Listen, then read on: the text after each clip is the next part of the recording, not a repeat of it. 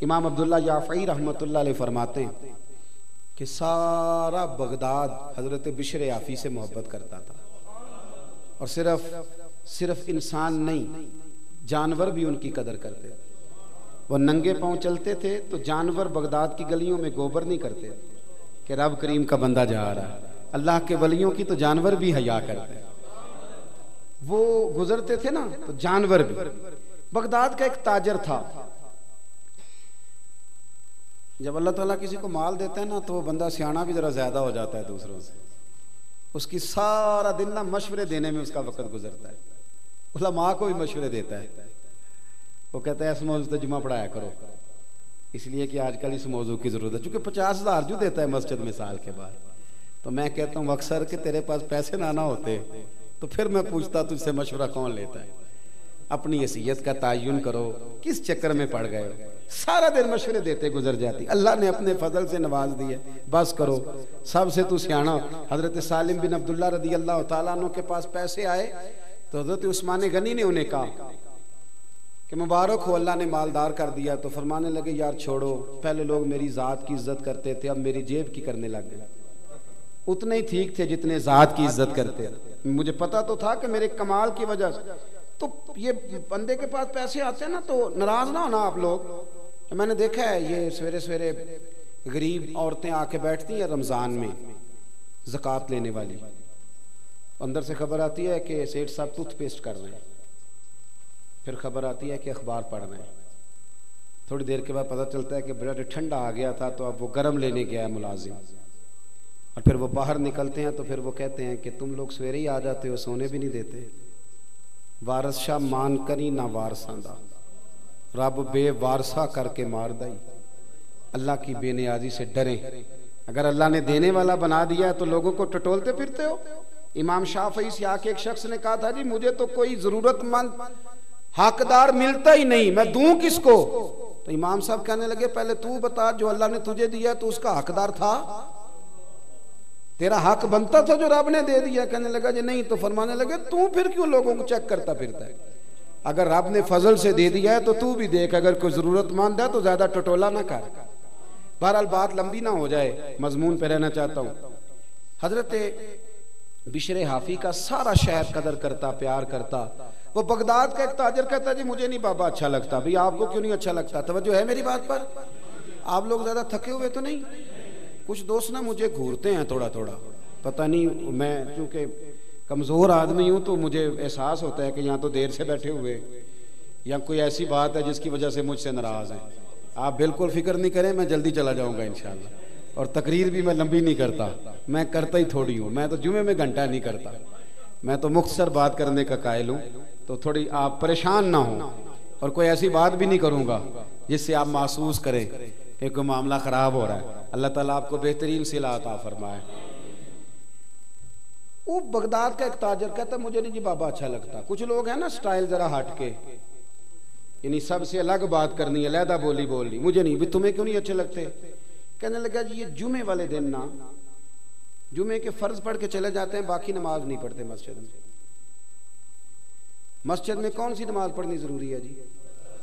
तो बाकी जिसका जहां दिल करे वहां आप पाबंदी लगा सकते हैं।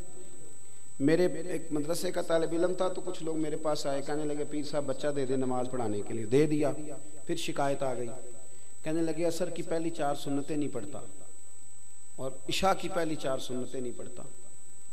मैंने कहा वापस कर दो। कहने लगे जी आप तो नाराज हो गए। मैंने कहा यार जिस चीज की पाबंदी अल्लाह रसूल नहीं लगाते तुम क्यों लगाते हो?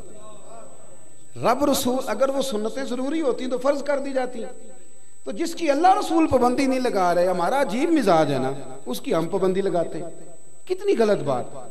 और मैं चाहे चौथी रकत में शामिल हूं, इमाम साहब पर पाबंदी है कि ना वो बच्चा देखें ना बीमार देखें, वो अजान से पहले मस्जिद आए और जब तक आखिरी सेठ बाहर ना निकले वो बाहर ना जाएं। ऐसे तो ना करो यार, कम से कम ख्याल करें थोड़ा सा। हर शख्स की जरूरियात है जिस तरह मेरी और आपकी है।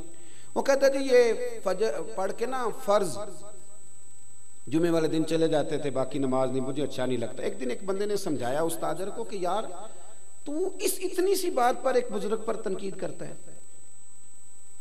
और हमारा मिजाज है 99 खूबियां होंगी, एक खामी होगी पर हम खामी का जिक्र करेंगे।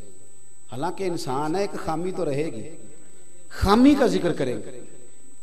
एक दिन जब बड़ा समझाया तो वो ताजर कहता है मेरे दिल में ख्याल आया पता तो करूं बाबा जाता कहाँ है जुमे के फर्ज पढ़ के। कहते हैं हजरत के साथ मैंने जानबूझ के उनके साथ नमाज पढ़ी। जब वो फारिग हुए तो वो जल्दी से निकले तो मैं भी थोड़ा चुप चुप के पीछे पीछे हुआ। बगदाद की एक दुकान से उन्होंने नान खरीदे। मैंने फिर बदगुमानी की, मैंने कहा ओहो पीर साहब को भूख ने सताया था इसलिए सुन्नत भी छोड़ दी, नवाफिल भी छोड़ दी। फिर वो आगे गए तो उन्होंने कबाब, होटल से कबाब लिए तो मैंने कहा इनकी उम्र देखो और जायके देखो। फिर बदगुमानी की। कहते हैं फिर वो जंगल की तरफ बढ़े तो मैंने कहा मौलाना लोगों से मुरीदों से छुप के खाएंगे। लेकिन कहते हैं थोड़ा सा सफर तय हुआ तो एक कच्चा मकान आया, बाहर से कुंडी लगी हुई।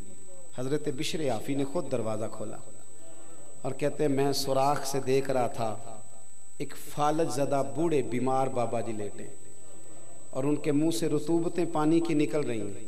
कहते हजरत बिशर आफी दौड़ के आगे बढ़े, पहले उनको सीधा लिटाया, फिर एक प्याला लिया, मटके से पानी डाला और फिर अपना इमामा खोला और पानी में भिगो के तो बाबा जी का मुंह साफ किया और फिर पहला लुकमा बाबा जी के मुंह में डाल के कहने लगे माफ करना जरा मुझे जुमे वाले दिन देर हो जाती है, अभी तो मैंने सुन्नतें भी पढ़नी है, अभी तो नवाफल अदा करने हैं, जुम्मा था तो जरा देर हो गई वरना रोज वक्त पे आता हूँ।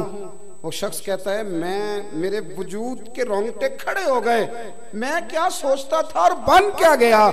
और फरमाते हैं फिर वो बीमार बुजुर्ग वो बोले और कहने लगे बिशर आफी मेरे तो अपने भी मुझे छोड़ गए और 14 साल हो गए हैं तो मेरी 2 वक्त की रोटी लेके आता है, मैं पता नहीं जिंदा लाश कब तक बना रहूंगा, तू कब तक आएगा। खुदा के बंदे तो हैं हजारों और बनू में फिरते हैं मारे मारे, मैं उसका बंदा बनूंगा जिसको खुदा के बंदों से प्यार होगा। कहा 14 साल से आ रहे हो, कब तक आओगे। जनाब बिशर आफी ने अपने हाथों से बाबा जी के आंसू पूछे और फिर फरमाने लगे आज के बाद ये लफ्ज ना अदा करना, ये जो सारा शहर मेरी इज्जत करता है और जानवर भी कदर करते हैं तो ये मेरे चिल्ले और वजीफों की वजह से नहीं है, मैं आप जैसे लोगों की खिदमत करता रहता हूं तो रब ने मखलूक के दिलों में मेरी मोहब्बत पैदा फरमा दी, मोहब्बत पैदा कर दी।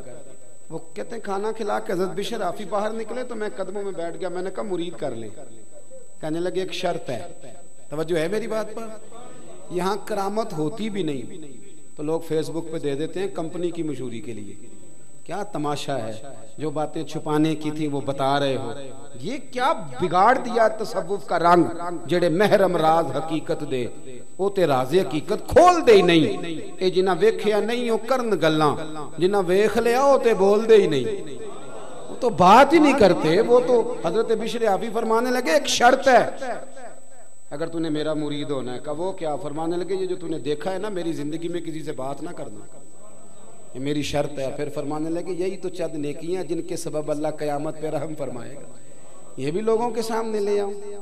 वो शख्स कहता है जिसे मैं समझा करता था ना कि ये उनका गुनाह है, वो उनकी सबसे बड़ी नेकी निकल आई। बहुत सारी जगहों पे हम समझ कुछ रहे होते हैं और निकलता सोच साफ करें, अच्छी करें, जो जिस मकाम पे है उसे वहां वकार देना सीखे, इज्जत देना सीखे। दूसरी इस्लाह मुआशरा के लिए मेरे जहन में जो बात है वो ये है कि जिंदगी में ना खुददारी पैदा करें। खुददारी, ये जो आज मिजाज बन गया ना दूसरों के माल पर नजर और किसी का हाथ थाम के रातों रात बड़ा होने की कोशिश, इससे बाहर आ जाए। अल्लाह ने जहां मुझे बेहतर समझा रब ने वहां मुझे बिठाया, और अल्लाह ने जहां आपको बेहतर समझा अल्लाह ने आपको वहां। देखे ना इस महफिल में मेरी कारकर्दगी सिर्फ इतनी है कि मैं तकरीर कर रहा हूं। इस महफिल का सबसे बड़ा कारकुन वो है जिसने सबसे ज्यादा मेहनत की है, उसका एजाज सबसे ज्यादा है। वो इश्तिहार लगाने वालों को अक्सर स्टेज पर बैठने की जगह नहीं मिलती, हालांकि असल काम उन लोगों का होता है जो ये मेहनत करते हैं, जद्दोजहद। तो रब करीम ने जहां जिसको रखा है ना अल्लाह ने उसे वहीं पसंद किया है।